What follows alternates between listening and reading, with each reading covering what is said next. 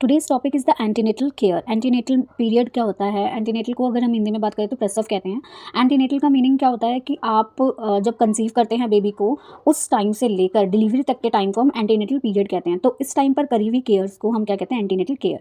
तो ये जो केयर्स है वो प्रोवाइड करवाई जाती है by the primary health centres, nurses, community nurses. So आज के टॉपिक में हम इसी बारे में बात करेंगे। अगर आपको कोई भी डाउट है, you can comment, I will give the answer. So अब हम स्टार्ट करते हैं वीडियो को। कि हमने वीडियो में बात करी कि एंटीनेटल केयर होती क्या है, तो सबसे पहले हम उसके बारे में जानेंगे कि इसकी डेफिनेशन क्या होती है। Systematic supervision of a woman during the pregnancy is ANC, यानी कि एंटीनेटल केयर। सो एक तरीके का एक सिस्टमैटिक हम सुपरवाइज करते हैं वुमेन को ड्यूरिंग द प्रेगनेंसी के दौरान, जिसको हम एंटीनेटल केयर कहते हैं। मतलब जब से मदर ने या वुमेन ने कंसीव करा है और उसकी प्रेगनेंसी के एंड होने तक, यानी कि डिलीवरी होने तक की जो भी केयर होती है वो सारी एंटीनेटल केयर कहलाती है। तो ऐसा करने के पीछे एम्स क्या हैं? To screen the high risk cases. कुछ वुमेन्स जो होती हैं वो हाई रिस्क केसेस में जैसे कि हेपेटाइटिस आ जाता है, HIV केसेस आ जाते हैं, ये और या फिर RH नेगेटिव केसेस आ जाते हैं। ये सारे केसेस हाई रिस्क होते हैं, या किसी को BP बहुत ज़्यादा बढ़ जाता है, तो ताकि हम उन हाई रिस्क केसेस को पहले ही डिटेक्ट कर लें, इसीलिए इंपॉर्टेंट होता है हमारा एंटीनेटल केयर। टू प्रिवेंट और detect and treat the earliest any complication. अगर कोई कॉम्प्लिकेशन होते हैं तो उसको जल्द से जल्द ही ठीक करा जा सके। And third one is to ensure continued risk assessment and provide ongoing primary preventive health care. मतलब हमें जो भी अगर रिस्क असेसमेंट, अगर कुछ आया है कॉम्प्लिकेशन, तो उसको असेस करना है और प्राइमरी हेल्थ सेंटर्स में वुमेन को भेजना है for the checkups. To educate mother about the physiology of the pregnancy. अब जो फर्स्ट टाइम प्राइमरी ग्रेविड है, यानी कि जो फर्स्ट टाइम माँ बनेंगी, उनको नहीं पता कि प्रेगनेंसी के दौरान क्या क्या चेंजेस आते हैं, तो मदर्स को ये एजुकेट करना एंटीनेटल पीरियड के दौरान कि आपके अंदर ये फिजियोलॉजिकल, यानी कि आपकी बॉडी में ये चेंजेस आएंगे। Then to discuss the couple about the place, time and mode of delivery. मतलब उसके बाद हमें जो कपल है उनसे ये भी डिस्कस करना है कि डिलीवरी कैसे होगी, कहाँ होगी, ठीक है, और न्यू बॉर्न की केयर कैसे करनी है। ये सब हमें एक वुमेन को बताना है जो कि प्रेग्नेंट है। Then to motivate the couple about the need of the family planning. हमें उनको फैमिली प्लानिंग के बारे में भी बताना है। फैमिली प्लानिंग एक तरीके की प्लानिंग होती है जिसके अंदर हम पॉपुलेशन को कंट्रोल करते हैं और कॉन्ट्रासेप्टिव्स का यूज़ करते हैं ताकि अनवांटेड प्रेगनेंसी को रोका जा सके। तो family planning is a further very huge topic. If you want I will make one video for that. So these all are the aims of the antenatal care, कि हमें एंटीनेटल क्यों करवानी है, ठीक है। नेक्स्ट आता है इसके ऑब्जेक्टिव्स। अब इससे हमें क्या मिलेगा? Ensure a normal pregnancy, delivery of a healthy baby from a healthy mother. मतलब अब अगर हम इन चीज़ों को जल्दी ही डिटेक्ट कर लेंगे तो एक हेल्दी न्यूबॉर्न बेबी का जन्म होगा और माँ भी हेल्दी रहेगी। To assess the health status of the mother and foetus, to screen out the risk pregnancy and formulate the plan subsequent management. मतलब ताकि हम फटाफट से असेस कर सके, स्क्रीनिंग कर सके, ताकि बच्चे और माँ को कुछ ना हो। तो ये हमारे ऑब्जेक्टिव्स होते हैं एंटीनेटल केयर के। I hope you understand till here. Next आता है हमारा to obtain baseline information. हमें बेस लाइन इन्फॉर्मेशन पता होनी चाहिए। जो नॉर्मल लोकल लोग होते हैं वो महीनों में गिनते हैं प्रेगनेंसी को, बट इन द मेडिकल और द OBGYN हमें वीक्स में गिननी होती है प्रेगनेंसी। तो पहली विजिट, अब हमें बताना है कि आपको कौन से हफ्तों में विजिट्स लेनी है। तो जो पहली विजिट है वो 12 से 20 हफ्तों की होती है।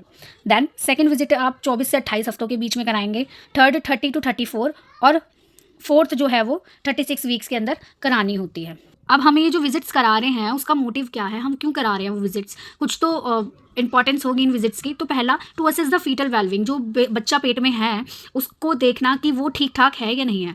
उसका to assess the live presentation and position. उसकी पोजीशन देखना कि बच्चा कहीं पीठ के बल तो नहीं है, पैर के बल तो नहीं है। उसकी पोजीशन चेक करना, उसकी प्रेजेंटेशन चेक करना। To assess anaemia and pre eclampsia और एनेमिक वॉल्यूम, फीटल ग्रोथ। मतलब असेस करना, एनीमिया मतलब खून की कमी, कि माँ में खून की कमी तो नहीं है, या प्री एक्लेम्शिया मतलब हाइपरटेंशन, यानी कि जब बहुत ज़्यादा BP बढ़ जाता है, ऐसे माँ को BP बढ़ने की प्रॉब्लम तो नहीं रहती है। या फिर एमनियोटिक फ्लूइड, जिसमें बच्चा बनता है, जो एमनियोटिक फ्लूइड होता है, जो पानी होता है जिस बैग में वो बच्चा होता है, उसका पानी कम तो नहीं है, बच्चे की ग्रोथ अच्छे से हो रही है कि नहीं हो रही, ये सब चेक करने के लिए विजिट्स करवाई जाती हैं। और to organise the specialist antenatal clinics with the cardiac disease and diabetes. और we will talk about the, मतलब कुछ स्पेशल ऑर्गेनाइजेशंस होती हैं, एंटीनेटल क्लिनिक्स बने हुए होते हैं सरकार द्वारा, जो कि मतलब स्पेशल केसेस को, जैसे कि कार्डियक डिजीज़ वाले को या डायबिटीज़ वालों को देखते हैं। To select the time of ultrasound and the amniocentesis, chronic illness and sampling with when indicated. मतलब अगर किसी वुमेन की ज़रूरत होती है कि उसका अल्ट्रासाउंड अगेन होना है, या फिर उसको अमाइनो सिंथेसिस यानी कि उसका जो एमनियोटिक फ्लूइड है वो बहुत ज़्यादा बढ़ गया है तो उसको निकालना है, कुछ भी ऐसे प्रोसीजर्स होते हैं वो भी इन विजिट्स में ही कवर करे जाते हैं। तो ये इम्पॉर्टेंस है कि इन विजिट्स का क्यों करवाना ज़रूरी है during the antenatal period. Next आता है एंटीनेटल एडवाइस या फिर प्रिंसिपल्स कह लो। आप एक वुमेन को क्या क्या एडवाइस करोगे और क्या क्या उसको बताओगे कि आपको प्रेगनेंसी के दौरान क्या करना है क्या नहीं करना, ठीक है। तो firstly to improve the patient about the importance of regular checkup. आप उसको रेगुलर चेकअप के लिए बताओगे कि आपको टाइम टू टाइम विजिट करना है प्राइमरी हेल्थ सेंटर में, और जहाँ भी वो दिखाना चाहते हैं वहाँ पर आपको रेगुलर चेकअप कराना है ताकि आप और बच्चा सुरक्षित और स्वस्थ है या नहीं, ये चेक कराने के लिए। टू मेंटेन और improve the health status of the women and the optimal till delivery, मतलब चेक करवाना कि वुमेन का हेल्थ स्टेटस जो है वो कंसीविंग से लेकर डिलीवरी तक हेल्दी है या नहीं है। नेक्स्ट आता है to improve and up the psychology, मतलब एक माँ जो है उसको साइकोलॉजिकली प्रिपेयर भी करना, उसको प्रिपेयर करते रहना इन विजिट्स के दौरान। ये भी एक एडवाइस है, माँ को आपको समझाना है कि आप साइकोलॉजिकली प्रिपेयर हो, क्योंकि you have to take the new responsibility. तो आपको साइकोलॉजिकली भी माँ को बोलना है कि आपको स्ट्रॉन्ग रहना है, ये भी एक एडवाइस देनी है। नेक्स्ट आता है अब आप एंटीनेटल नॉर्मल एडवाइस क्या दोगे। ये तो था हमारा फिजिकल, मेंटल और सोशल से रिलेटेड। अब हम क्या देंगे, डाइट के अंदर जो भी प्रेग्नेंट वुमेन्स होती हैं उनकी डाइट जो है हमें बढ़ानी पड़ती है, क्योंकि वो 2 जनों का खाना होता है। So nutritious balance diet, light diet, easily digestible होनी चाहिए, प्रोटीन मिनरल्स के साथ होनी चाहिए।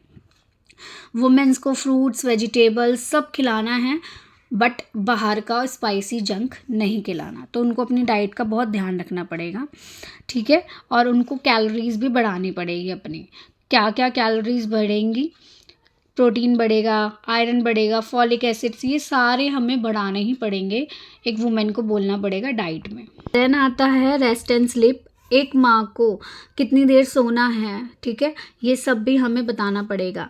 तो 8 आवर्स की स्लीप हमें रात में दिलवानी है माँ को, और एटलीस्ट 2 घंटे की स्लीप मिड डे में दिलवानी, मतलब आफ्टरनून में दिलानी है, ताकि अगर कुछ स्ट्रेस है, कुछ बहुत ज़्यादा टेंशन है या फिर ज़्यादा वर्कलोड है तो उसको अवॉइड करवाया जा सके, ठीक है, first trimester and the last 4 weeks में, ठीक है।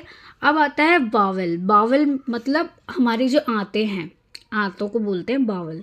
तो रेगुलर बावल मूवमेंट होनी इम्पॉर्टेंट है, क्योंकि प्रेगनेंसी के दौरान ना कॉन्स्टिपेशन यानी कि कब्ज़ की शिकायत बहुत रहती है, ठीक है, जिससे माँ को जोर लगाना पड़ता है और वो जो कि हानिकारक हो सकता है माँ के लिए। तो हमें बावल जो है वो अच्छी रखवानी है माँ की, उसकी मूवमेंट अच्छी हो। हमें बोलना है कि आपको ज़्यादा से ज़्यादा पानी पीना है, ज़्यादा से ज़्यादा फ्लूइड्स लेने हैं, वेजिटेबल्स, मिल्क, ये सब ज़्यादा खाना है। देन आता है क्वाइटस यानी कि सेक्सुअल इंटरमेशन। आपको वो बोलना है कि फर्स्ट और लास्ट 6 वीक्स में आपको अवॉइड करना। और as per the nursing officer we advise that और doctor and coitus is the prohibited during the pregnancy till the delivery, ठीक है। तो आपको ये सब अवॉइड करना है। देन बेदिंग के अंदर क्या आएगा, आप डेली बात करो, ठीक है, और बट लेकिन केयरफुली, बाथरूम में स्लिपिंग ना हो जाए, ठीक है। तो इम्बैलेंसिंग को कंट्रोल करना है। देन आता है clothing, shoes and belts. Women should wear loose and comfortable garments. आपको ढीले और स्वच्छ और सुंदर वस्त्र पहनने हैं, लेकिन हील वाले जूते नहीं पहनने हैं। Should better to avoid and advance pregnancy. आप अगर ज़्यादा सही रहेगा कि आप एडवांस प्रेगनेंसी की तरफ ना जाए। एडवांस प्रेगनेंसी मतलब आफ्टर 30 जो प्रेग्नेंट वुमेन होती हैं, ठीक है। नेक्स्ट आता है डेंटल केयर। आपको इम्पॉर्टेंट है डेंटल केयर। अगर आपको दांतों से रिलेटेड कोई प्रॉब्लम है, आपको ब्रश 2 टाइम करना है। अगर दांतों से रिलेटेड कोई प्रॉब्लम है तो डेंटिस्ट को दिखाना है, अपने दांतों का ध्यान रखना है। नेक्स्ट है comfortably in second trimester the best time for the such procedures, जैसे अगर कोई दांत वांत की दिक्कत होती है तो सेकंड ट्राइमेस्टर में करवा सकते हैं। Then care of breast, breast की केयर बहुत करनी है क्योंकि मिल्क प्रोडक्शन वहीं से होगा, इजेक्शन वहीं से होगा। तो आपको क्या करना है, निपल्स आर और anatomically normal, nothing is to done beyond the ordinary cleanliness. ठीक है, आपको नॉर्मली क्लीन करना है, उसके आगे कुछ भी नहीं लगाना, ना ही कुछ मेडिसिन का यूज़ करना है। ठीक है, नेक्स्ट आता है ट्रैवलिंग अवॉइड करनी है फर्स्ट ट्राइमेस्टर में, लास्ट 6 वीक्स में। और एयर ट्रैवलिंग तो कॉन्ट्रा इंडिकेटेड है, आप एयर ट्रैवल नहीं कर सकते, यानी कि आप एरोप्लेन में नहीं जा सकते। ठीक है, अगर प्लेसेंटा प्रीविया जैसी बहुत ये कंडीशंस हैं हमारी ओबीजी की, इसके बारे में एक अलग से वीडियो बनाएंगे, उसमें हम बात करेंगे। नेक्स्ट आता है स्मोकिंग और अल्कोहलिज्म, जो वुमेंस स्मोक करती हैं या फिर अल्कोहल लेती हैं, which is injurious to health during the normal days and the pregnancy time, तो आपको वो सब नहीं करना है। देन इम्यूनाइजेशन में आपको इंडिकेटेड है, मतलब आप क्या लगवा सकते हैं टीका, जो इम्पोर्टेंट है, TT, hepatitis A, hepatitis B, rabies, ये सारे आप लगवा सकते हैं। लेकिन कॉन्ट्राइंडिकेटेड क्या है, लाइव वैक्सीन जैसे रुबेला, मरासमस, ये वाली वैक्सीन आप नहीं लगवा सकते। ठीक है, अब आता है ड्रग्स आपको डॉक्टर के प्रिस्क्रिप्शन से ही लेने हैं, आप इवन पैरासीटामॉल भी खुद से नहीं ले सकते। Okay, so this is all about the antenatal care. If you like the video, share, subscribe my channel, and if you want more topics you can comment, I will make video for sure. Thank you.